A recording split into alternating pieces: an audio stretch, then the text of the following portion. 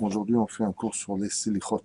Merci Hachem, parce que c'est le temps, on va faire un sur ce sujet-là. Il faut savoir que les Selichot sont si importantes que, comme l'a déjà prescrit le Roche, le tour plus exactement, que du jour où ont été brisées les tables de la loi, c'est-à-dire le 17 Tammuz, et que Moshe Rabbeinu alav shalom est parti chercher les tables de la loi et qu'il est redescendu, soit 40 jours plus tard, eh bien, cette période-là a permis aux enfants d'Israël de penser à ce qui avait été brisé dans leur vie. La Torah, qu'on a reçu les premières tables de la loi, si on les avait réellement reçues au lieu de les avoir brisées, eh bien, on n'aurait pas eu besoin de revenir 2 fois de suite sur notre étude, disent les Chachamim, car une seule fois étudiée était gravée dans notre cœur, à l'image de cette écriture de Dieu qui fut gravée dans la pierre. Malheureusement, par la suite, elle fut écrite, et du fait qu'elle est maintenant écrite, on se devra de revenir dessus, car la moindre défaillance, le moindre maboule, comme l'eau qui efface l'écriture, de la même façon, nos avérotes effacent notre savoir dans le domaine de la Torah et ce qui met notre vie en danger, car comme on l'a déjà expliqué, chaque fois qu'un homme étudie la Torah et qu'il oublie son étude, il met sa vie en danger, la plus forte raison s'il ne l'étudie pas.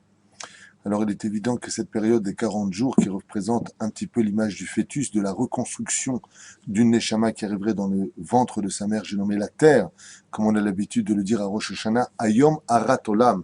Aujourd'hui la terre est tombée enceinte, ça signifie que la terre aujourd'hui se renouvelle. Hayom Arat Olam, et pourtant on le sait qu'à Rosh Hashanah, on est loin de la création du monde. Rosh Hashanah, ce n'est pas du tout l'anniversaire de la création du monde.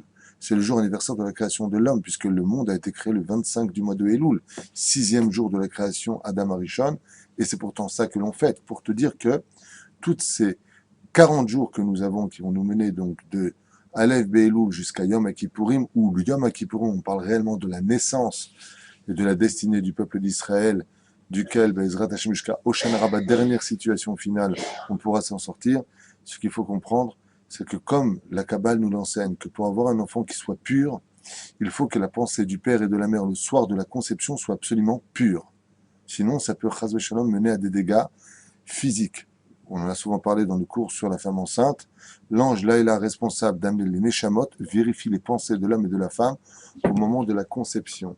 S'ils ont des pensées qui sont pures, c'est-à-dire une histoire d'amour entre eux, entre l'homme et la femme, on parle de bien entendu que d'être Moshe d'Israël, si ils ont des pensées qui parlent de faire la mitzvah, de faire jouir son épouse, d'avoir un enfant, et même s'ils ne peuvent pas, peu importe, mais quoi qu'il advienne, des idées qui ne sont pas mêlées à l'assimilation d'égoïme, eh bien l'ange va chercher une neshama qui est pure, et si ce n'est pas le cas, il va chercher une neshama du Gehinam ou une neshama d'un rêve-rave, l'ertedam hacheyé, va savoir ce que il ira chercher.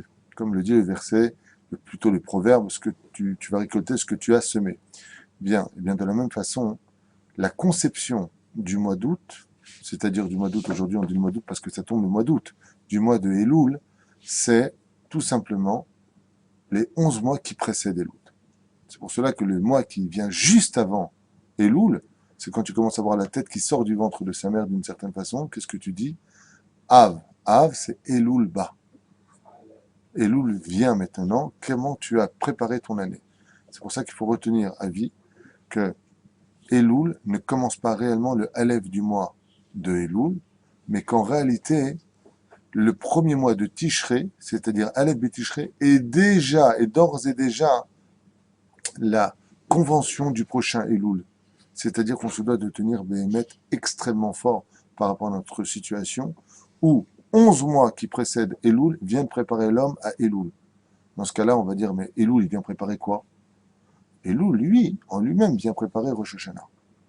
Ce qui fait qu'on a maintenant 30 jours dans notre situation pour Be'ezrat Hashem grandir dans le monde dans lequel on vit, préparer notre Torah, préparer notre éducation, à pouvoir mettre un maximum de misotes sur la balance du mois de Elul pour pouvoir acquérir la vie à Rosh Hashanah. Quand je dis la vie, ce n'est pas des choses qui sont métaphoriques malheureusement, car il faut savoir que tous les gens qui sont partis cette année, toutes les maladies qui ont été déclarées, toutes les mauvaises nouvelles, toutes les maladies, les unes après les autres, de la plus grave à la moins grave, ont été déclarées quand? À Rosh Hashanah de l'an dernier. Vechen, toutes les bonnes nouvelles, bien sûr, tous les mariages, tout ce qui a été déclaré vient de l'an dernier. Donc il faut quand même être conscient que Baruch Hu, Baruch Shemu, le mois dans lequel nous sommes, est crucial pour l'avenir, pour ce qu'il se passe. Et c'est quand même difficile. Car quand on étudie le Shulchan Aruch, quand on étudie les livres de Moussar, quand on étudie les livres un peu plus profonds, quand on voit ce que nous enseigne la Torah, dans plusieurs parachutes, en d'autres termes, parachat de Ré, qu'on vient de voir, Nitzadim qui viendra, je ne vous parle pas de Kitavo, ou même de Bechukotai dans le livre de Vaikra, qui sont des mitzvot de mise en garde. On se rend compte très vite que la moindre petite parcelle d'Avera est énorme, puisqu'on sait qu'il faut des fois des dizaines de mitzvot pour pouvoir calmer une Avera. Je dis bien des dizaines de mitzvot pour calmer une Avera. Il y a des fois, il faut des centaines de mitzvot pour monter sur la balance face à une seule Avera, comme par exemple dire du Lachon Hara. Alors c'est vrai que c'est très compliqué, parce que tu n'as pas de kippa sur la tête, même si c'est une mitzvah effectivement des Rabbanan. Tu fais 4 pas. Chaque fois que tu feras 4 pas sans cette kippa sur la tête, tu crées un ange noir. C'est comme terrible. Tu viens, tu regardes quelque chose. On t'a maté. Tu as encore créé un ange noir. La vie est lourde. Tu t'es énervé, tu t'es mis en colère. Encore un ange noir. Pourquoi? Qu'il au Vedavodazara. Uff. Bon, tu étais au téléphone comme ça avec ta maman pendant le travail alors que tu es payé à l'heure. Tu as appelé voleur dans les cieux. Uff, encore un ange noir. Vous imaginez un petit peu de quoi est-ce que je parle? Et ça, c'est ce qu'on pas, on rentre pas encore dans le détail du tikkun de Rabbeinu Nissim. Non, c'est le chose de béaba de la vie. Tu manges, tu as pris un fruit, tu n'as pas dit la bracha, tu as appelé comment? Voleur. Oui. Et si maintenant tu es trop mahmir, par exemple, tu connais pas bien les lois et tu as peur de mal faire, tu fais la bracha, il fallait pas la faire, ça s'appelle comment? Bracha. Levatala. Tu as fait encore une plus grave avera. Pourquoi? C'est de Raïta. En d'autres termes, c'est pas facile d'être juif. C'est pas facile d'être juif. On te donne le Brit Mila, mais attention, si tu fais Zera Levatala, tu perds ton monde futur, faut une teshuva, lâche-moi les baskets, c'est prise de tête avec tout ça. Comment tu veux qu'on s'en sorte devant toi, Hachem? Celui qui étudie dans l'ignorance, je dis bien, dans l'ignorance et l'imperfection de l'étude de la Torah, te dira, ah ben c'est très simple, personne n'est au Gan Eden. Pas du tout, pas du tout. Il y a ça. Ça s'appelle les slichot. Les Mekoubalim expliquent que les slichot, ce livre-là, que l'on vient chanter devant Hachem, c'est une machine à laver de toute l'année. C'est une machine à laver de toute l'année. Alors c'est vrai que c'est facile de fauter. C'est vrai que quand tu étudies la Torah, tu dis, oh là là, j'ai rien demandé à Dieu, je vais être goy. Pas, c'est pas la peine, lâche-moi les baskets, c'est horrible ton truc. Fais pas ça, tu fais Bitoul Torah, si tu regardes un film, tu fais Bitoul Torah, si tu vas avoir un match de boxe, ça s'appelle Moshav Letzim. Ah, fallait pas mettre sur terre. Et une belle gonzesse, pourquoi je la regarde pas? Si elle est belle, c'est pour que je la vois, non? Allez, va que tu réagisses comme ça à chaque fois dans tout. Au lieu de divorcer de ta femme, tu peux pas dire c'est Dieu qui marie les couples. Si ça vient de Dieu, alors pourquoi tu fais pas tout comme tu veux? Mais quand ça t'arrange, tu fais comme ça et comme tu veux. On est hypocrite. On a un problème. La Torah elle te dit tu n'as pas le droit de regarder une femme. Mais Kouda, verroulé, verroulé. Alors c'est vrai que c'est très facile, rabotaille, de fauter. Mais qu'est-ce que c'est facile de surmonter la faute? De quelle façon? Imaginez, je vous pose une question. Imaginez qu'un homme est frappé, Chaz v'shalom, on ne va pas vous prendre vous en exemple, il est frappé la femme d'un homme. Un homme vient et frappe la femme d'autrui. Non seulement il frappe la femme d'autrui, mais il crache sur le visage du mari. Et tout cela sans aucune raison. Pour finir, il va le vendre aux impôts. Dès qu'il sort de la maison, il lui brûle son jardin. Ouais.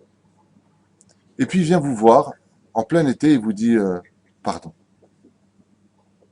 Vous acceptez. Très sincèrement.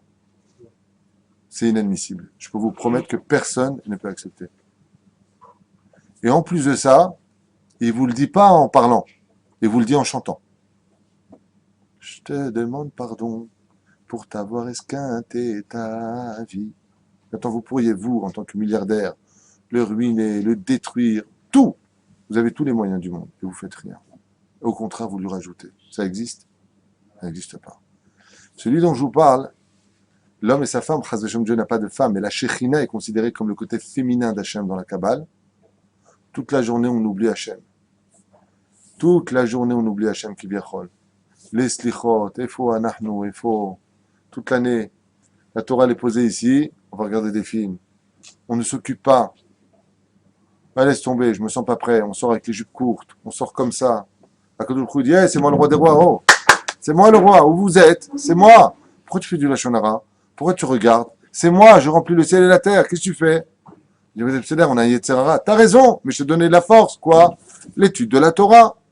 Va étudier la Torah, tu verras. Barati Yetzer Hara, bâtir autour de la tabeline. J'ai créé Yetzer Hara, je vais créer son remède.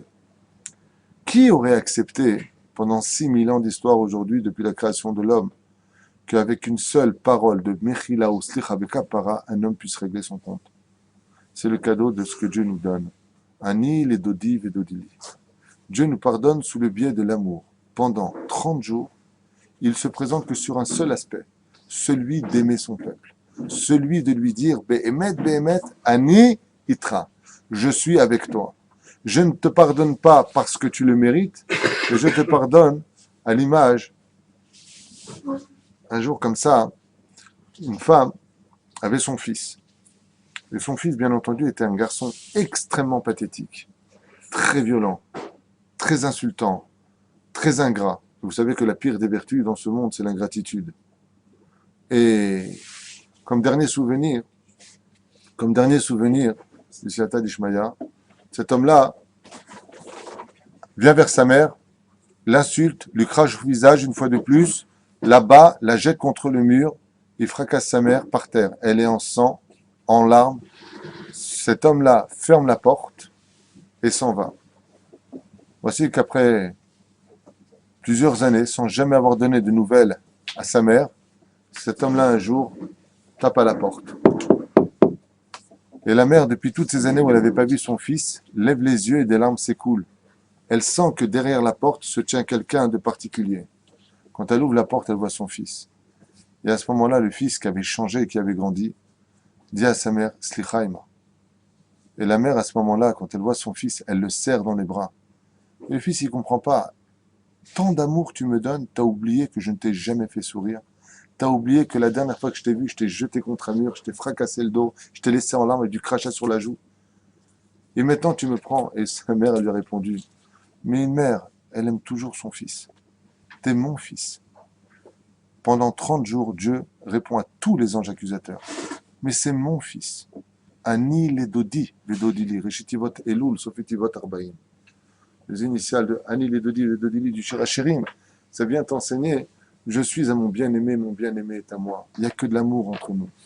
À l'image d'une mère qui change la couche de son fils et qui déteste les mauvaises odeurs. Mais quand il s'agit de la couche de son fils et qu'il lui en reste un petit peu dans le Warkousmil Votrem qui mouvan, oui, elle aime son fils. Quand elle le prend comme ça avec le petit rang, son biberon sur elle, c'est chaud, c'est dégoûtant. Oh, le pauvre, elle lui caresse la joue. Mais d'où tu as la force de dire le pauvre? Prends-le, jette-le. Dégueulasse. Qu'est-ce que tu es en train de me faire? Mais ça va pas, elle va te dire. C'est mon bébé. Il y a un amour qui déborde au-delà de toute justice. Mais là, il faut en profiter. Profite. C'est les 30 jours des slichot.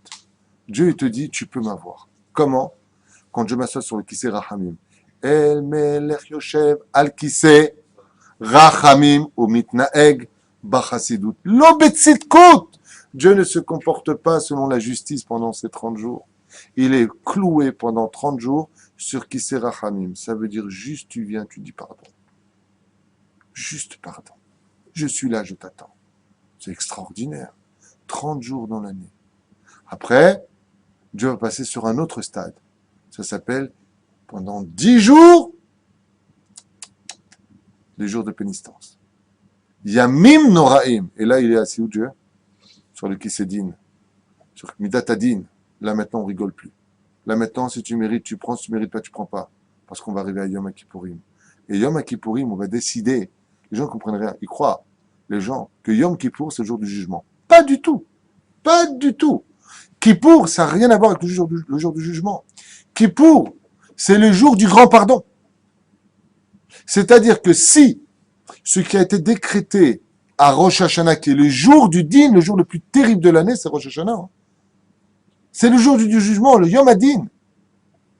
À Kippour, on va voir si en fin de compte, on ne peut pas t'améliorer ta situation par rapport à Rosh Hashanah. Vous comprenez ce qui se passe? Ce qui fait qu'on a une chance. Ou d'un côté, c'est vrai que c'est facile de tomber, c'est vrai que c'est facile de faire du Lachon Hara, c'est vrai que... Mais c'est comme dans la vie. Quand Bezrat Hashem, tu sais trouver les mots. Quand tu vas voir une personne en lui disant, écoute, ça fait des années qu'on est fâchés. Qu'est-ce qu'on a retenu de tout ça? Comme deux frères qui se sont pas parlé, il y en a un qui est mort. L'autre est venu sur sa tombe, il lui a dit, tu viens d'enterrer vivant. L'autre lui a dit, pourquoi tu dis ça à ton frère maintenant? Il dit, parce que ça fait 20 ans que je lui parlais pas et maintenant il vient de partir. Il dit, alors? Il dit, maintenant je peux plus rien lui dire. J'aurais tellement voulu parler avec lui. Le silence est pire que la mort. C'est ce qu'il dit à Kadosh Baruch Hu. Tu ne te rends pas compte. Quand tu viens pour me demander pardon, viens pas d'une certaine façon la tête trop basse. Viens la tête en bas parce que tu as trouvé les mots qui sont codés ici. Vous savez que les slichot, c'est pas simplement des airs superbes. Chaque mot qui est compilé ici sont remplis de, comment ça s'appelle, de codes secrets. Prenons la gematria, par exemple, du mot selichot. Ça fait 514 en gematria. Slichot, c'est comme ça. Mishamaim idaagu lecha. Les gematria de 514 de slichot veut dire, si tu les dis, Mishamaim, traduisez, des cieux, idaagu, ils s'inquiéteront, lecha, pour toi. Donc, qu'est-ce que c'est les slichot? C'est en d'autres termes, les cieux qui prennent chez eux tes dettes. Mishamaim idaagu lecha. Gematria slichot. Le Loraket Zebilvad, il dit, Ani atrala. Mazé ani ha'atrala. Je suis le commencement. Quand tu viens et que tu fais les slichot, c'est comme un père qui est très fâché contre son fils. Son fils, il vient, mais il parle pas. Il vient de faire un pas vers son père, il a la tête en bas. Comment il fait le père à ce moment-là? Viens. T'as fait un pas, viens. Ani ha'atrala. Gematria slichot. Les slichot, c'est juste le premier pas qu'on te demande de faire. Lève-toi et viens faire le premier pas. Le l'oracle de Bilvad, slichot, yehido shel olam. C'est quelque chose qui est tellement unique. Yehido, ça veut dire quoi? Unique. Son unique shel olam. Tout le monde tiendra sur la teshuva des slichot. Si Be'ezrat Hashem on y arrive. Vechoulé, vechoulé. Pourquoi je vous ai donné ces 3 exemples ici? Pour vous faire comprendre qu'en réalité, tout le livre des slichot, c'est un code. Ce qui fait qu'Akadosh Baruch Hu a dit, tu as raison, mais si toutes les portes sont fermées parce que tu as fait beaucoup d'avérotes, sache que je vais te donner un code. Et ce code s'appelle le livre de Slichot. Appuie dessus et ça t'ouvrira une porte qui est restée scellée toute l'année. Juste pendant 40 jours, tu pourras l'ouvrir. C'est un secret extraordinaire et un cadeau unique au monde que l'homme se doit, Be'ezrat Hashem, de connaître, de vivre, de chanter, d'aimer et surtout aussi de regretter. Il y a un très beau machal, Emma Davardomé, une très belle histoire que l'on raconte à propos des Slichot. Les Chachamim nous racontent l'histoire d'un homme, Loralenu Velo Alechem, qui devait être jugé pour meurtre. Alors il devait être jugé pour meurtre, il attendait comme ça dans les couloirs du palais de justice. Et il y a un copain comme ça qui le rencontre, qui travaillait au palais de justice et qui lui a dit, mais qu'est-ce que tu fais là? Il dit, voilà, je vais être jugé. Il dit, dans quelle salle d'audience? Il dit, celle-ci. Waouh! Il dit, écoute, t'as de la chance et t'as pas de chance. Il dit, pourquoi? Il lui dit, t'as de la chance parce que tant qu'il n'est pas rentré, si tu le vois dans les couloirs, tu peux le soudoyer. Ah bon? Il dit, comment? Je vais t'expliquer. Parce que quand il rentrera dedans, il a plus de pitié pour personne. Il est justice absolue. Si t'as fauté, tu vas en prendre plein la tête. Il dit, alors comment je peux faire pour le soudoyer? Il dit, c'est très simple. Quand il va passer dans le couloir et repasser devant toi et repasser, pleure. Pleure, parle tout seul. Qu'est-ce que j'ai fait? Pourquoi j'ai fait ça? Si j'avais su que ça mènerait ici. Commence à pleurer ta race, il lui a dit. Et donc, à ce moment-là, tant qu'il n'est pas dans le travail, il est rempli de pitié. Quand tu vas rentrer à l'intérieur du jugement, il viendra avec la pitié qu'il a entendue de toi. Donc, il va rééquilibrer la balance plus de ton côté que de la justice. Et le mec, il lui a répondu, ah non, non, mais t'as pas compris. Moi, je sais pas faire semblant. Moi, je sais pas pleurer. Il lui a dit, bon, ok, tant pis pour toi. Moi, je t'ai donné un conseil qui valait de l'or. Maintenant, t'as raison. Si tu n'y arrives pas, tu n'y arrives pas, hein. Le jugement a eu lieu. Et voici que 3 heures plus tard, son copain le voit en larmes sur le banc. Mais en larmes. Il dit, mais qu'est-ce que t'as? Pourquoi tu pleures autant? Il dit, parce que je viens de prendre 20 ans de prison ferme, sans aucune possibilité de faire appel. À ce moment-là, son copain, il lui met la main sur l'épaule, il dit, maintenant, ça ne sert plus à rien de pleurer. Ce que je te dis, c'était avant le jugement. Ça, c'est les slichot. Avant le jugement, quand tu viens pleurer, le juge, il est là, mais il n'est pas dans ses habits de juge. Il écoute ta prière, il écoute tes larmes, tu l'as soudoyé à l'intérieur de lui. C'est-à-dire qu'il a compris que Béhémet, tu regrettes.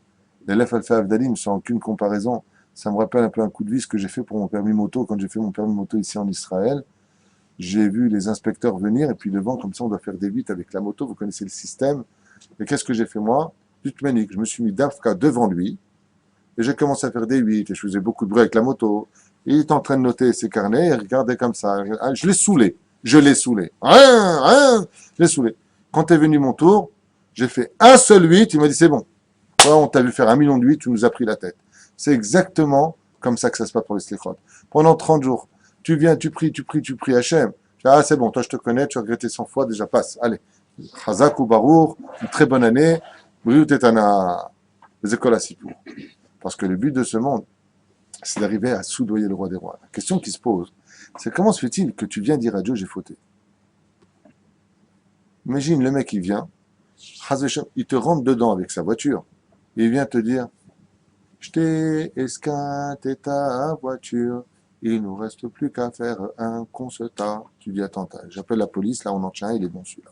Qu'est-ce que tu es en train de me chanter que tu as fauté? Et là, moi, les Chachamim nous disent, plusieurs ta'amim sur cette question-là. Qui peut se permettre de chanter pendant les slichot? Uniquement celui qui a été capable de rendre ces anges noirs des anges blancs. Comme le dit Rabbi Shimon ben Lakish, Resh Lakish. Tout celui qui fait tchouva be'ahava, be'emet par amour, pendant cette période toute particulière, qui est liée à cette notion. Toutes les avérotes qu'il a fait deviennent des mitzvot.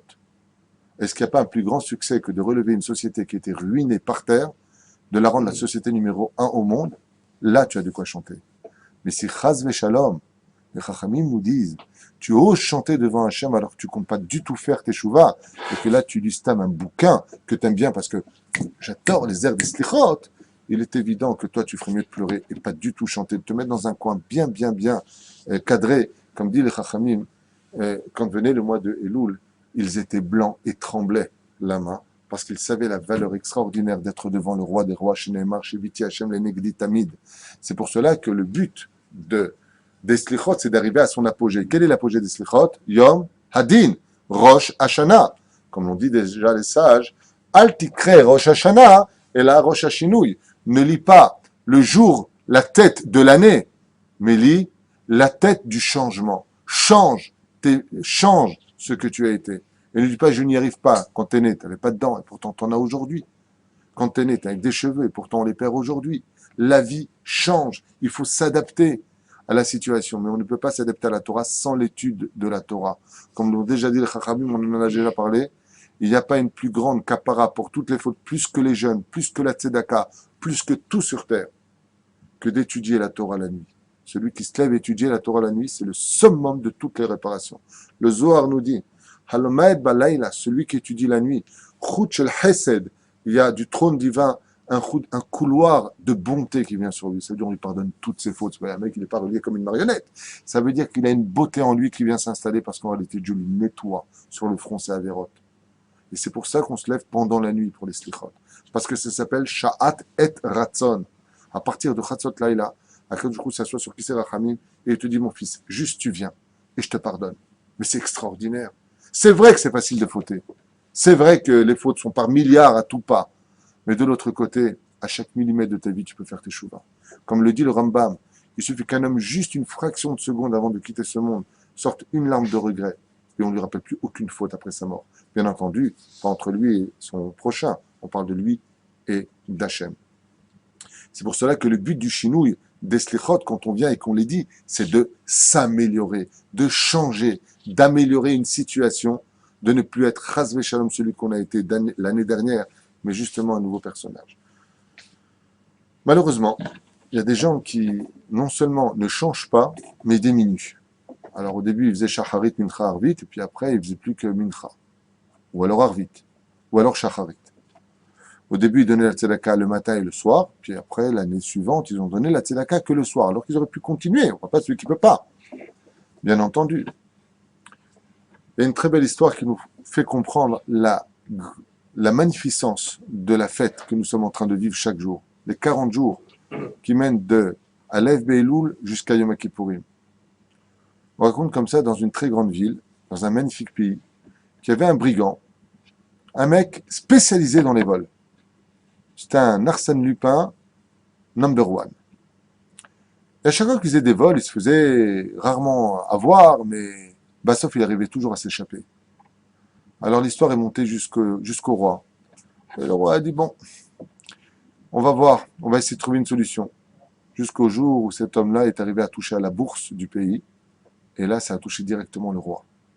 Le roi a mis en application toutes ses polices et ils l'ont arrêté dans la journée. Quand ils l'ont arrêté toute la journée, le roi lui a dit alors, en ce qui te concerne, il n'y a pas une seule personne à qui tu n'as pas cassé les pieds, tu as volé tout le monde et en plus tu as volé les caisses du roi. Très bien. Sans trop perdre de temps, tu es condamné à la pendaison. Top, pendaison. Il arrive comme ça pour être emmené à la pendaison et pour servir d'exemple, le roi permet à tous les participants, tous ceux qui veulent venir, de venir voir la pendaison. Au moment où on vient pour l'emmener à la pendaison, le bourreau dit, est-ce que vous avez une dernière volonté, comme de coutume? Il lui dit, ouais, franchement, ouais, j'ai une dernière volonté, ouais. Il dit laquelle? Je voudrais jouer du violon.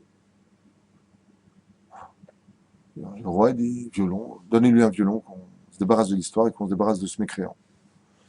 Mais là, il s'est passé quelque chose d'anormal. C'est qu'en réalité, ce voleur numéro 1 au monde était un maestro, un génie, comme jamais on l'a entendu. Et il a commencé à jouer. Le roi lui-même s'est mis à pleurer. Les ministres, les juges, toute l'assemblée était bouche bée. Quand il a fini de jouer, il a déposé son violon, il s'est mis la corde autour du cou, il a dit « Je suis prêt. Je mérite, je suis prêt. » Le roi a regardé ses ministres et les gens dans la foule disaient comme ça « Pas possible. On ne peut pas perdre un tel chef-d'œuvre. » Alors le roi, il a dit « Je suis d'accord. Bon, enlève lui la corde. Viens ici, il faut que tu arrêtes tes bêtises. Il faut que tu arrêtes tes bêtises. Ok? Tu as de grandes qualités, tu peux très bien gagner ta vie avec ta façon de jouer. M'explique ma chelcha, Roser Abaita. Va à la maison et arrête. Très bien. Bien entendu, Odapam, Odpa. Toute l'année, il a recommencé son histoire. Bien entendu, ça touche la bourse. Le roi envoie ses délégués, il se fait arrêter et il l'emmène. Seulement, il s'est passé un truc bizarre. C'est qu'il y a eu le double de personnes pour sa pendaison l'année suivante. Dernière volonté, un violon. Le bourreau lui avait déjà sorti, il avait préparé derrière sa cape, et il commence à jouer, et là, à la fin, ça finit avec un truc de fou. L'année suivante, rebelote. Mais là, par contre, il y a vraiment absolument tout le monde. Et le roi, chaque fois qu'il finit de jouer, extraordinaire, ça veut dire qu'en fin de compte, toute l'année, il avait rendez-vous pour son concert devant tout le monde. Et cette musique a fait un tel succès que toute l'année, tout le monde en parlait. Cette métaphore-là n'est pas finie. Écoutez bien. Jusqu'au jour où, pendant une année, ce voleur, cette personnalité si mécréante au niveau de l'esprit, a oublié de retirer ses doigts d'un coffre-fort extrêmement lourd avant que la porte ne se ferme. Et il a eu toute sa main brisée. Il a été arrêté, bien entendu, par la police, emmené devant le roi. Et là, quand ils lui ont dit dernière volonté, il a demandé un verre d'eau. Et là, il a été pendu. Là est finie l'histoire. Cet homme qui est appelé voleur, qui est appelé ceci, c'est chaque juif. Dans l'année, on fait des péchés. Quand vient, à partir du moment où on rentre dans Rosh Hashanah, quand vient le moment des slichot, à Kadosh Baruch Hu, il voit la situation de l'homme. Il dit, oulala, toi t'es Hayav Mita, Hayav Mita, Hayav Mita. Alors il donne l'ordre aux anges de partir le prendre de ce monde. Seulement il y a d'un coup un ange blanc qui se lève, un ange blanc tout petit, et qui se met à chanter en l'honneur d'Hachem. Et à Kadosh Baruch Hu, il voit cet ange qu'il ne connaît pas, qui vient Chol. Il voit cet ange qu'il ne connaît pas, soi-disant, ça veut dire Ken, et il verse des larmes. Et les anges accusateurs versent des larmes. Et tous les anges de toutes les pamaliotes, de tous les cieux, commencent à pleurer. Et tout le monde vient voir cet ange. C'est qui cet ange? C'est une mitzvah qu'il a l'habitude de faire et de ne jamais lâcher. Une seule mitzvah. Comme d'aller laver les tombes. Quand il part de la maison, d'embrasser la mezouza de tout son cœur en l'honneur d'Hachem. Il a l'habitude d'aller toujours faire le kidouche à une personne âgée, qui n'a personne. Un petit truc, mais qui lâche pas. C'est sa mitzvah à lui. Et cet ange-là, blanc, il se met à chanter en l'honneur de Dieu, comme le violon qui joue. Et Akadosh Baruch Hu dit non, on peut pas. Cet ange blanc, j'aime trop. Si je le tue, je le perds. Donc je ne peux pas le perdre. Et c'est ça, Rosh Hashanah. Surtout, ne perds pas ce que tu as déjà acquis l'année d'avant, parce que tu ne sais pas par quelle sroute, par quelle mitzvah tu vas vivre l'année d'après par rapport à l'année d'avant. Chaque fois que tu rajoutes une mitzvah, tu ne sais pas c'est laquelle qui va chanter devant Dieu. C'est pour ça qu'on vient chanter devant Hachem. Parce que le langage d'Akadosh Baruch Hu, c'est d'Afka le chant. Et c'est pour ça qu'on fait les slichot. Ba'im lirvot kutsha berechu shtabar vitale shmolaad, pour pouvoir, avec l'aide d'Hachem, pencher la balance du bon côté. Alors voyons ensemble quelques mots sur les slichot, si vous voulez bien. On va commencer par le plus connu de tous, à propos des slichot.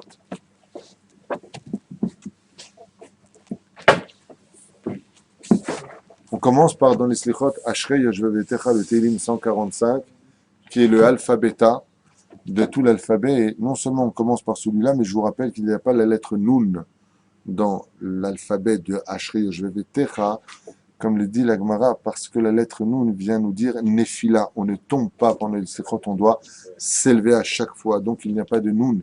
Après quoi on dira le Kaddish.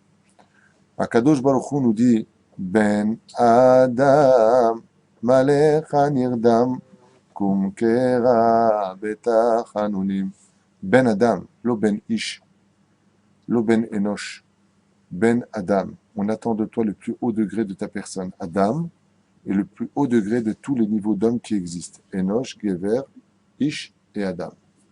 Adam, ce sont les initiales de Aleph Dalet Men, qui signifie, on l'a déjà dit en Chiour, Oev d'Ivré Moussar, celui qui est capable d'aimer les remontrances. Ça, c'est appelé un homme dans la Torah. Adam, Milshon Edeme Domé Lachem. Ben Adam, toi qui es venu fils de Adam lui-même. Et qu'est-ce qu'a fait Adam Arishon? Il a fait Teshuvah. Comment il a fait Teshuvah? Il n'a pas pu dormir. Quand tu dors en général, c'est que tu vas bien. Qu'est-ce qu'on fait aux gens qui ne sont pas bien dans la vie? On leur donne des calmants pour qu'ils dorment. Ben Adam, Malechanirdam, comment tu peux dormir?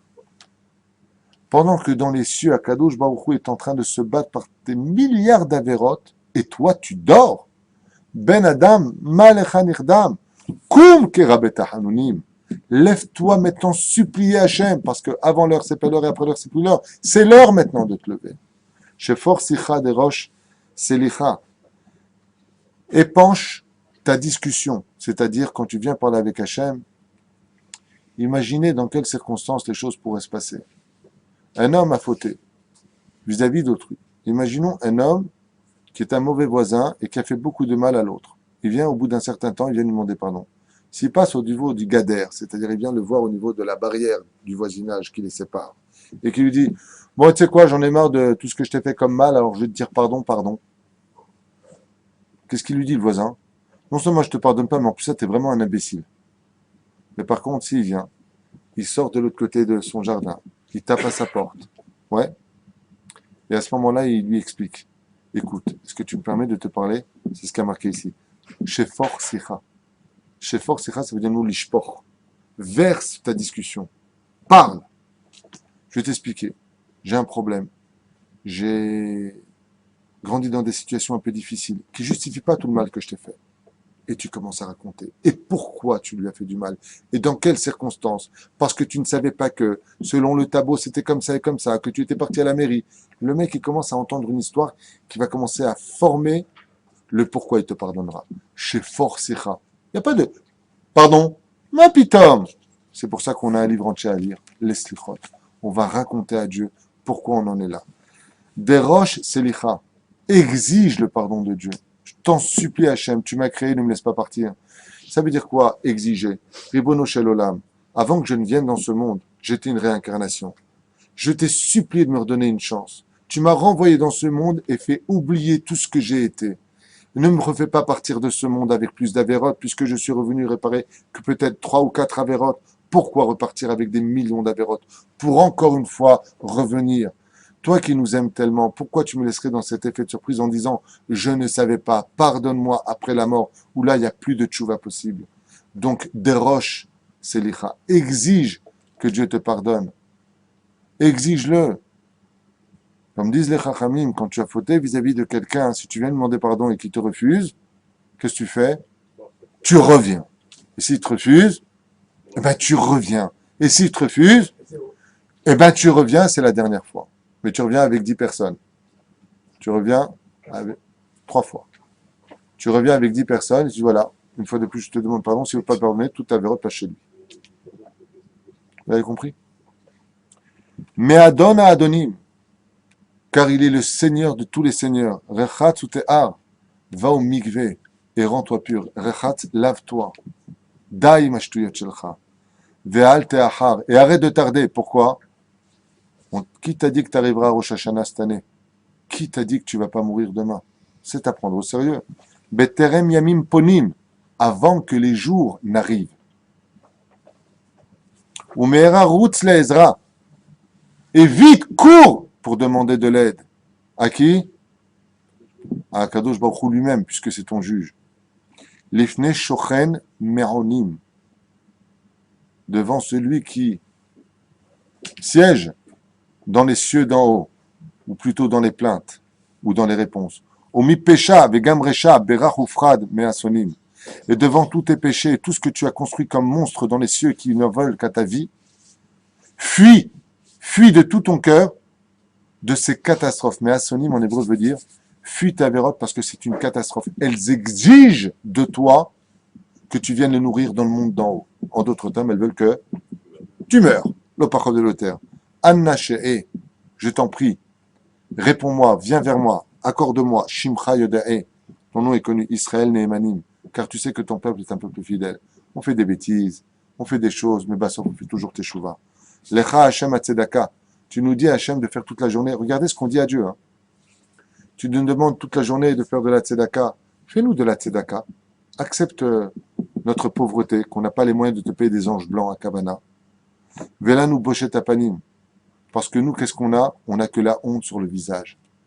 Voilà, une petite partie, c'est magnifique. Amod kegever, vit gaber, leidvadot, halachataim. Tiens-toi comme un homme et viens reconnaître tes fautes devant Hachem. Ya el derosh, bechoved rosh, lechaper al peshaim, tu baisses la tête, mechila, pour pouvoir te faire cette épreuve. Mamar asher yamar, lefanam, mikraim, amerachem ou lerachem, kerachem alav banim. Ribono Shalom ne voit pas comme un juge ni un roi, vois-nous comme un père qui aime ses enfants, ce que je vous ai dit tout à l'heure. Lecha Hashem Atzedaka v'lanu b'shepanim. Une fois de plus, on dit Lecha Hashem Atzedaka. C'est toi qui nous donnes de la tzedaka. Ça veut dire quoi la tzedaka? Je vous explique en 2 mots. En haut, la balance est très lourde. La vérote, boum! Les mitzvot, résultat des courses, Dieu, qu'est-ce qu'il fait? Il va mettre beaucoup de tzedaka ici et ça va faire ça. Donne de la tzedaka, papa. Je t'en prie, toi, t'es milliardaire. C'est pas toi qui as dit qu'un homme doit donner la tzedaka selon ses moyens. Il y a marqué dans Haggai, 3e chapitre, 8e verset. L'or et l'argent m'appartiennent. Alors combien c'est pour toi de donner des milliards, puisque tout t'appartient? Et c'est comme ça que Bezrat Hashem continue, je ne vais pas tout faire bien entendu, les slichot, mais c'est comme ça qu'on vient expliquer à Hashem. Il n'y a pas besoin de se fatiguer, tout est là. Il faut simplement les lire et s'efforcer de les comprendre. Bien sûr, on arrivera Hashem Shema, Hashem Silicha, Hashem Aktiva Valta Achar. Dieu écoute, Dieu moi, pardonne-moi.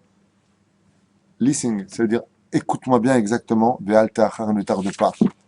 Lemancha Eloah ki shimcha nikra alecha ve'alamecha, ashivinu Hashem elecha ve'nashuv achad ashivinu ki kedem, ashivinu Hashem elecha, ramène-nous toi Hashem, ça veut dire que, en fin de compte, on dit à Dieu, on est tellement installé dans la boue, dans la avera, dans l'assimilation. Regardez ce qu'on dit à Dieu. Ashivinu Hashem elecha, viens toi nous ramener vers toi, on le veut, mais on n'y arrive pas. Aide-moi Hashem. Vous vous rendez compte de ce que l'on dit? Exactement, c'est chutzpah de dire une chose pareille. C'est vraiment culotté. Tu viens, tu dis à la personne, bon, allez, tu sais quoi, si tu viens me voir à la maison, ouais, si tu viens me voir à la maison, on discutera, on boit un café, je te pardonne, ça va? Le mec lui dit, je veux te demander pardon, mais viens chez moi. Mais va crever. Et c'est ce qu'on dit à Dieu. Regardez, Ashivenu Hashem elecha venashuva. Si tu viens nous chercher, tu nous fais faire tes chouva, toi, alors on fait tchouva. Donne-moi les moyens. C'est quand même terrible. Et qu'est-ce qu'on vient de lui répondre à la fin? Hayedesh yamenu kekedem. Et ça veut dire quoi cette phrase? Renouvelle nos jours des jours anciens. De qui est-ce qu'on parle et de quoi est-ce qu'on parle? Le mot kekedem, c'est comme avant. Mais en réalité, le mot kekedem, ça s'adresse à 3 personnages dont les initiales commencent par Kouf, Dalet et Mem. De qui est-ce qu'on parle? Écoutez bien. Le premier, c'est Caïn. Caïn a commis un meurtre. Il a tué son frère. Donc, premier grand péché de l'histoire, pour lequel un homme, il doit mourir, il est préférable que de les transgresser, le meurtre. Caïn commence par la lettre Kouf. Il a fait teshuva en allant dans la ville de Nod, et Bassof, il s'est installé. Alors que la Klala disait, tu devrais être un nomade. Bassof, il s'est installé. Pourquoi? Il a fait teshuva. Donc, ça commence par la lettre Kouf. Ensuite, Kivyachol, l'Oralim Velo Alechem, ce dont a été accusé le roi David, c'est-à-dire l'inceste, Kivyachol, entre guillemets. Oui? Donc, c'est la lettre David, Dalet. Ke, Kedem. Kemo, Kouf. Ensuite, Dalet, l'inceste. Et pour finir, le même, Avodazara. Donc, on a les trois principales avérotes sur lesquelles un homme, il est préférable d'il a pour lui de mourir que de transgresser. Le meurtre, l'inceste et, pour finir, l'avodazara. C'est qui le même? Non, chas v'shalom. Non, qui est demandé pardon aussi. Non, non, non, non, non, non, il n'y a pas de rapport. Chas v'shalom, il n'y a pas de rapport.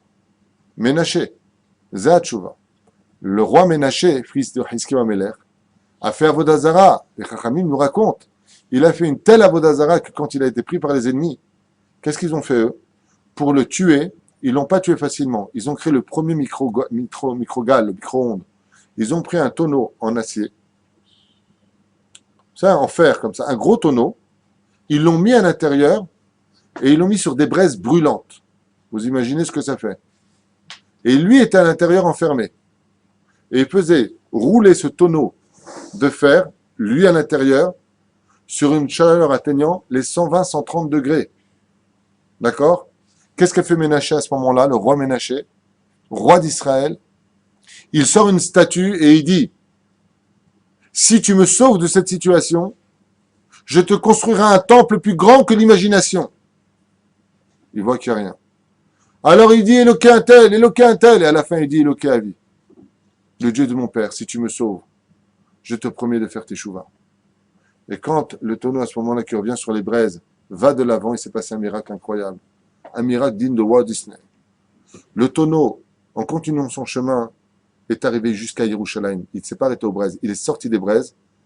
Et les Chachamim nous disent il est arrivé jusqu'à Yerushalayim. Il est sorti vivant et très vite guéri de ses blessures.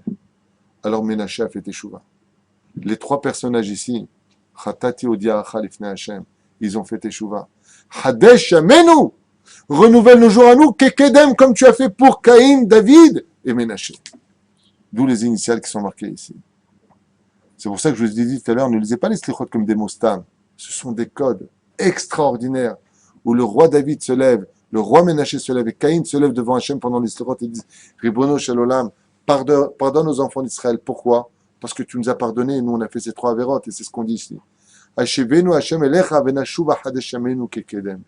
Renouvelle les jours de demain pour nous, comme tu as été capable de le faire dans le passé pour eux. Voilà ce qu'on vient de dire. Je continue encore un tout petit peu. Et on arrive à cette fameuse phrase. On a l'habitude de lire d'ailleurs comme Joker tous les lundis et jeudis. On ne se rend pas compte de la chance qu'on a. Alors je le répète, comme je l'ai dit au début du shiur. C'est vrai que c'est facile de tomber, mais qu'est-ce que c'est encore plus facile de se lever? Qu'est-ce que c'est bon de faire teshuva? Parce qu'il est évident que quand on se rapproche d'Hachem, par le biais du regret et de la teshuva, on se sent proche de lui. Mais je vous mets en garde. Des fois, notre Yetzer Hara se fait passer pour Hachem. On se fait nous-mêmes de la peine et on pleure, mais ça n'a rien de vrai. Alors je finirai avec un petit mahamar sur ce sujet-là, bien aider à la fin du shiur. Voilà ce que l'on dit. El melech yoshev al kisei rachamim umitnaeg bahasidut.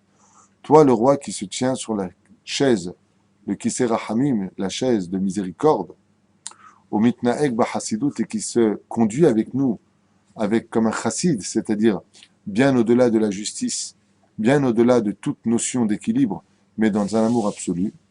Mochel avonot amo, qui lui, bien entendu, Mochel Avonot Amo, ça veut dire quoi? Il pardonne les fautes de son peuple. Il pardonne ses fautes, Kepshuto. Ma'avir Rishon Rishon. Déjà, rien qu'en hébreu ici, on a un problème. Ma'avir, car il fait passer du premier au premier. Ça se dit ça, du premier au premier? On devrait dire normalement Ma'avir Rishon Sheni. Et là, dans les slichot, qu'est-ce qu'on dit? Ma'avir Rishon Rishon. C'est un problème. Même en français, ça ne veut rien dire. Tu fais passer de la première à la, comment vous dites en français? Exactement, à la deuxième ou à la seconde. Et là, c'est pas ce qu'on dit. Ma'avi Rishon, Rishon. C'est très simple. Il faut savoir que quand on fait un péché, 10 péchés, et qu'on ne savait pas, on a fait une erreur. Cette première avéra-là n'est pas comptée dans les cieux. Elle n'existe pas du tout. Ça veut dire que si vous entendez bien ce que je viens de dire, ça devrait vous révolter. Et pourquoi? Parlons d'Adam Arishon, avec tout le respect qu'on lui doit, ce tzaddik et Sodolam qui a vécu 930 ans, qui n'a qu'une seule avéra sur le dos. Eh bien non, il en a deux. Il n'en a pas qu'une. Parce que s'il en avait qu'une, il n'y aurait pas marqué ça ici. Puisqu'on vient de dire que la première faute ne compte pas. Donc, quelle est la première faute qu'on connaît de l'histoire d'Adam Arishon, où on était tous inclus en lui, bien sûr? Regarde. Tanel, Rishon, Acharon, Acharon. Quelle est la première faute, Nissim? De prendre Le fruit interdit. La première faute qu'on lui connaît, c'est d'avoir pris le fruit interdit. Mais donc, dans ce cas-là, est-ce que ça tiendrait par rapport à ce qui a marqué? Non. Donc, il y a une deuxième faute. Et si la faute est recommise, alors ça réveillera la première faute. Quelle est la deuxième faute? L'ingratitude. C'est la femme que tu m'as donnée qui, hop. Si tu avais dit j'ai fauté, il n'y aurait jamais eu tous ces tikkunim. Il n'y aurait jamais eu toute la suite. C'est parce que tu as commis une deuxième avéra qu'à partir de ce moment-là, tu viens de réveiller la première avéra. Donc en réalité, la première avéra n'existe pas si tu n'en as pas fait une deuxième qui en réalité n'est autre que la première. Comme on dit première en hébreu, Rishon. C'est ce qu'on dit ici. Ma'avir Rishon, Rishon. C'est parce que tu as fait la deuxième avéra que la première prend la première place. Mais si tu avais fait qu'une seule avéra, il n'y aurait pas du tout marqué quoi que ce soit. Maintenant, on commence à comprendre parfaitement pourquoi il est marqué Ma'avir Rishon, Rishon. Du premier au premier. Parce qu'en réalité, le premier n'existe que quand tu recréeras un deuxième qui sera le premier tenu en compte, qui va lui malheureusement réveiller le premier qui n'aurait pas dû être tenu en compte. C'est pour ça que ça s'appelle de la chassidoute. Le mec, il vient, il vole dans les poches de l'autre. L'autre, il le sait. Il dit, ouais, c'est pas grave, il doit avoir besoin d'oseille. Et là, il revole et dit, alors maintenant, c'est un voleur. Vous avez compris? Est-ce qu'on ne demande pas à Dieu que ça reste toujours la première, comme ça il nous oublie la faute? C'est pas expliqué comme ça. Il me dit que Rishon, on nous l'a pardonné. Eh bien, Rishon, c'est Rishon. Comme c'était la première. Non, c'est pas marqué Rishon qui Rishon. Ma'avir Rishon, Rishon. C'est-à-dire que la première, elle doit être pardonnée. Mais c'est comme la première, elle n'aura jamais de faute. Elle nous a pardonné. C'est très beau ce que tu dis, donc je l'accepte en tant qu'audition. Je trouve ça très beau ce que tu dis. Lui, Nissim, il dit, est-ce qu'on ne demanderait pas à toutes les autres avérotes de les considérer comme étant la première qui n'a pas de tenance dans les cieux? Comme d'ailleurs on le dit dans Kiryat Shema. On a une preuve de ce qu'on vient de dire Rishon Rishon. À propos de Velo Tatoru Acharei Levavchem Acharei Einechem. Tu ne regarderas pas la nudité des autres, d'accord? En ne suivant ni Acharei Levavchem Acharei Einechem, ni ton cœur ni tes yeux. Mais tu dis non. Parce que pour voir quelqu'un et le désirer, il faut d'abord le voir. Donc comment on aurait dû dire le verset? Velo Tatoru Acharei Einechem Acharei Levavchem. Mais c'est pas marqué comme ça. Pourquoi? Parce que pour désirer, il faut déjà avoir vu. Mashma, un homme passe, il voit une femme. Première avéra. Il baisse la tête. Il relève la tête. La première fois que tu l'as regardé, c'est pas compté. Pourquoi? Attends, je prends un virage, j'ai une femme qui vient en face de moi, qu'est-ce que tu veux que je fasse? J'ai rien fait. Donc tu baisses la tête. Mais ton cœur, une fois que tu l'as regardé, il dit hop, etc.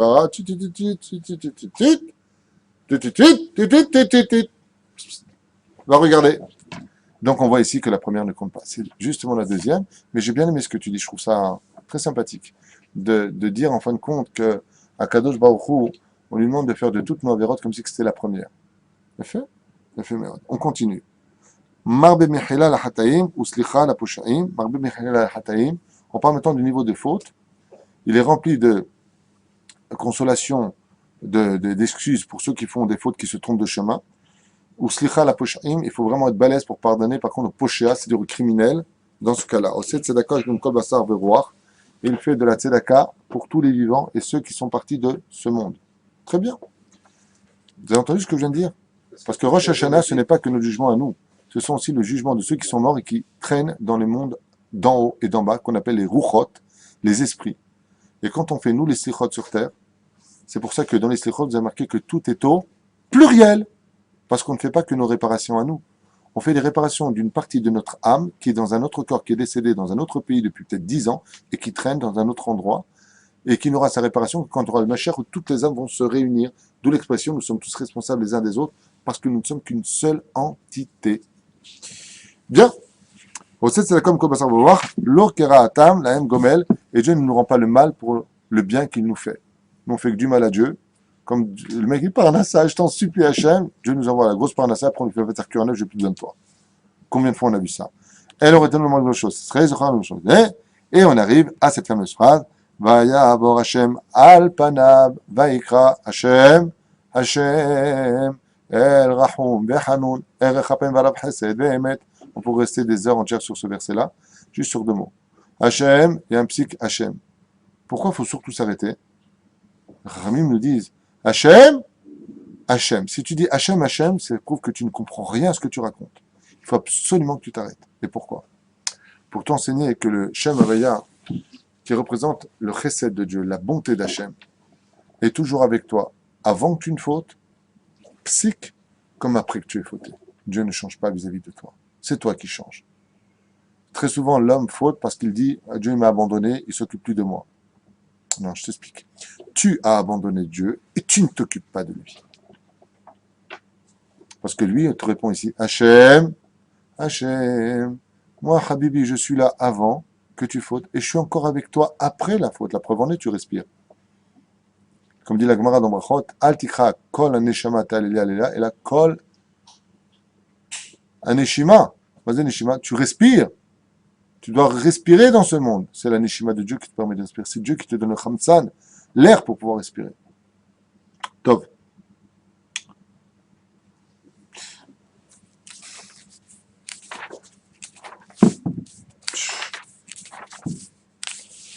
On refera un cours sur les Khataim, mais pas selon ce système-là, selon un autre, celle de Rabbeinu Nissim, Be'ezrat Hashem, Adon Asilichot, bon, vous connaissez. Et, oui. Il dit ici, je vais noter ça là, il y a plusieurs jours. Anenu, on rappelle le mérite de tous ceux qui nous ont précédés. On est Be'et Rachamim Anenu, Ela Demir Anenu, pas des Rabbi Meir. Ela Demir, c'est un code qui ne s'adresse pas qu'à Rabbi Meir, c'est un des noms secrets de Dieu. Ela Demir Anenu, et non pas Aneni, Ela Anenu, Shon Rabbim, on est plusieurs. Ela des Bisrouté Bar Yochai, et non des Bisrouté, ici on dit des Rabbeinu, Rabbi Nachman de Breslev, qui possède les clés de Rosh Hashanah. Il faudrait peut-être qu'on fasse un shiur sur cela. Et heureux l'homme qui ira sur sa tombe le jour de Rosh Hashanah. Mais pas sur sa tombe même pour prier, mais un peu plus loin quand on va pas sur les Tivrei Tzadikim pendant Yom Tov. Il faut le rappeler aussi, n'oublions pas la halacha. Ezrat Hashem. Et voilà. Ici, à propos du Ben Ishraï. Aseleman tinokot shebet raban shelo chata'u. Fais, pardonne-nous au nom de ces enfants qui viennent sortir leurs premières paroles de Torah qui n'ont pas fauté. Kotev Maran Ben Ishraï. Azma shelo chata'u. Tzarir gamken zechuyot. Et là, al shele atid liot tzadikim bezrat Hashem. Anachnu somchim b'Hashem. Comme ça, il dit Maran Ben Ishraï. Il dit, Mazé, par le mérite de ceux qui n'ont pas fauté. Non seulement on a besoin du srout de ceux qui n'ont pas fauté pour nous, donc vous voyez qu'à chaque fois, les premiers à payer pour les fautes d'Israël, c'est qui? Eh bien, les enfants. Pourquoi est-ce que les enfants disent, mais il est où Dieu? Regarde, les enfants sont morts. Mais qu'est-ce qu'ils ont fait, les enfants? Non, t'as pas compris. C'est parce qu'ils n'ont rien fait qu'ils vont pouvoir payer pour ceux qui ont fait. Regardez comment les choses se passent dans nos têtes et nous, on comprend rien. Les tzadikim, pendant la Shoah, pourquoi ils ont fauté si Dieu était avec eux? Mais parce qu'ils avaient de l'argent pour payer pour les autres.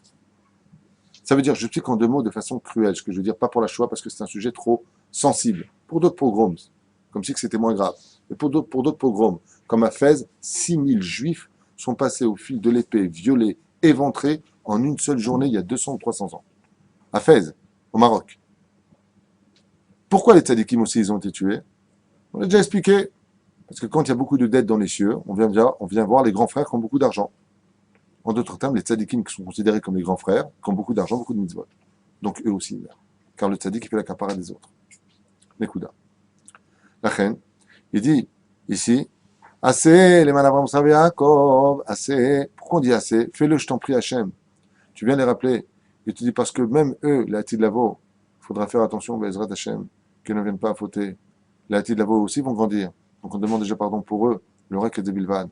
Quand on fait les slichot, on fait les slichot pour nous, pour notre famille, pour, bien sûr, pour la famille, Imanani Limili, il va les faire les slichot, ne compte pas sur ton frère parce qu'il va les faire, il te comprend dedans. Non! Pour le monde d'en haut et le monde d'en bas, pour les vivants et le monde des morts. Bezrat Hashem. Da'ane la'aniye anenan. Réponds-nous, on dit en araméen ici, pour que seul Dieu nous écoute. Pour les pauvres qui sont ici. Pourquoi? Parce que les pauvres aussi font l'accaparat du peuple. C'est pour ça qu'on se doit de leur verser un salaire qu'on appelle la tzedaka, qui est un sujet pour lui-même. Bien. Vous avez des questions sur les slichot? Parce que si je ouvre un autre sujet, là, on est reparti pour beaucoup de choses. On demande à Kadosh Baruch Hu que même si on sait que la Troufa Kadma Lamaka, Bezrat Hashem, on a le médicament qui a toujours, comment dire, surplombé devancé, précédé la Avera. N'oubliez pas juste un petit détail à propos des Slichot. Dans ce monde, ce n'est pas le drame, ce n'est pas de tomber. On est tous des humains, on a un Yetzirara, il est fait de feu, nous on est fait de chair. Le seul problème et la vraie gravité d'une situation, c'est de ne pas se relever. Les slichot, c'est l'échelle qui permet à un homme de se relever très facilement. Juste. Hein? Exactement. Juste en se levant, en disant, papa, j'arrête mes bêtises. Mais tu peux tout arrêter. Et j'insiste énormément pour ce que je veux dire. Quoi que tu aies fait sur terre, dit le Rambam, rien ne tient devant la teshuva d'une personne. Rien. Quoi que tu aies fait. Si tu arrêtes, tu regrettes. Béchoulé. Je vais vous raconter une petite histoire. Hier, je suis parti à Natania. J'ai eu le mérite de marier un couple merveilleux. Et je reçois un coup de téléphone d'une femme que je ne connais pas. Peu importe. Cette jeune femme me dit, avec une voix très gênée, que je ne connais pas, elle me dit, voilà, je voudrais me marier dans telle et telle période. Et malheureusement, je suis tombée enceinte de mon fiancé et le petit est tombé. J'ai honte de moi. Et cette femme, vraiment avec un ton très sérieux comme ça, me fait part de combien elle regrette de s'être donnée à son fiancé. Combien elle regrette d'avoir eu un enfant qu'elle a perdu. Combien elle regrette les choses. Vraiment gênée. Et je lui ai dit, mais vous vous rendez pas compte? Vous savez que, je n'ai pas répondu cette phrase-là, je vous le dis maintenant, mais je lui ai répondu la suite. Vous savez que, comme disent les Chachamim, on n'est pas tous jugés de la même façon. On est jugé par rapport à ce que nous avons vécu personnellement et par rapport à la génération dans laquelle on vit. Et je lui dis maintenant à cette fille, je lui dis, vous ne vous rendez pas compte, dans cette génération, d'être capable de prendre un téléphone, d'appeler un petit rabbin comme moi de rien du tout, et de parler avec autant d'émotion en disant, je regrette tellement, mais vous êtes une sadéquette, je lui ai dit, vous ne vous rendez pas compte. Parce que les sages, ils disent que de regretter ce qu'on a fait d'un cœur sincère, c'est déjà avoir fait complètement teshuva. Déjà, la faute, elle est déjà chef le cougine. Elle est rentrée dans le frigidaire, la faute, elle est partie se congeler, la faute. Nigmar. Pourquoi? C'est beau de regretter. Comme je lui ai dit hier, aujourd'hui, les gens, ils fautent. Ils sont heureux. Ils le montrent sur Facebook et ils s'en vantent. C'est qui celui-là à côté? C'était mon mec pendant les vacances. Je me suis régalé avec lui. Ah, génial. Ah, t'es une prostituée ou quoi, là? Tu te vantes de la faute.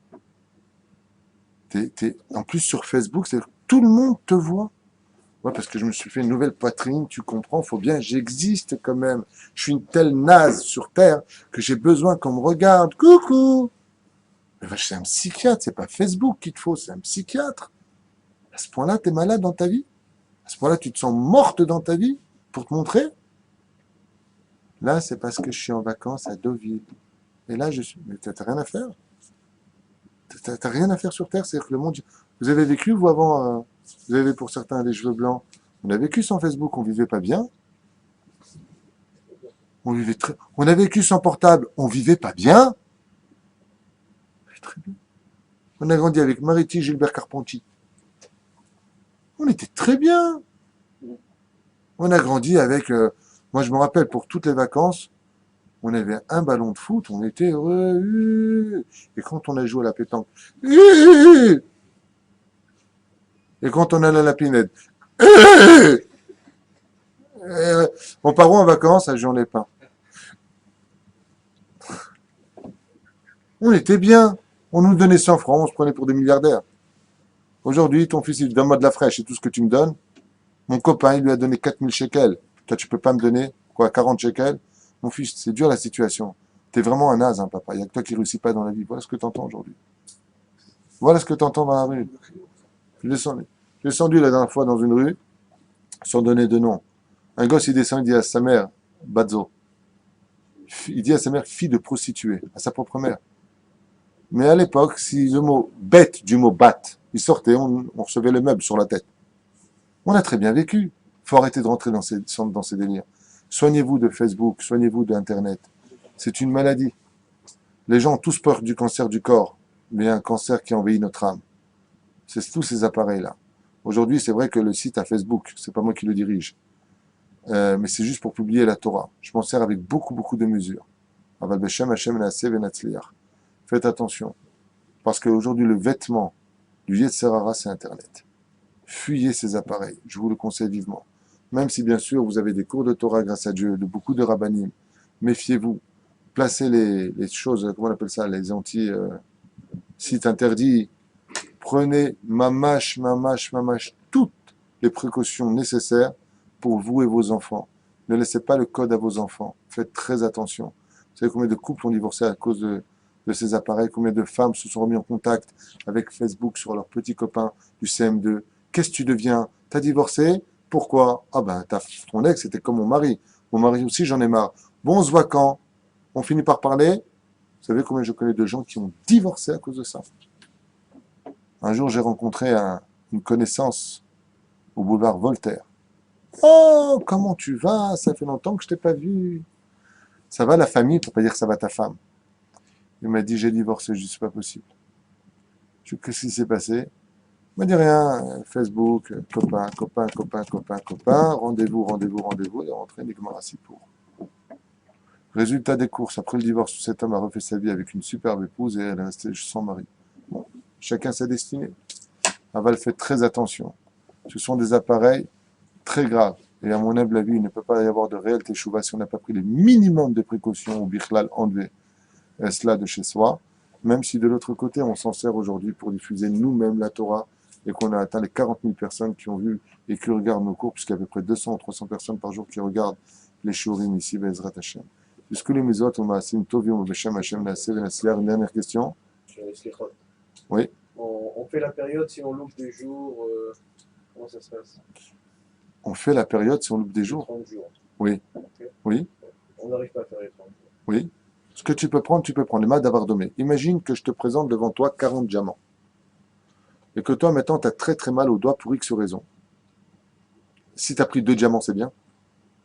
C'est mieux que rien. Ce que tu peux prendre, c'est mieux que rien. Mais les Ashkenazim ont l'habitude de commencer à partir de Rosh Chodesh, du 3 du mois de Tishrei. Ils font du 3 à Yom Kippour. L'Ashkenazim. Pourquoi? Comme ils ne foutent pas beaucoup, eux, apparemment, ils ont un mina qui est sympathique. Nous, comme on est bien Sfarad, on est partout là, alors on a besoin de plus de jours pour demander pardon. Un truc comme ça, je pense. Inaï. Bezrat Hashem. Beshem Hashem, Naaseh Venatzliach Kol Tov, Shabbat Shalom.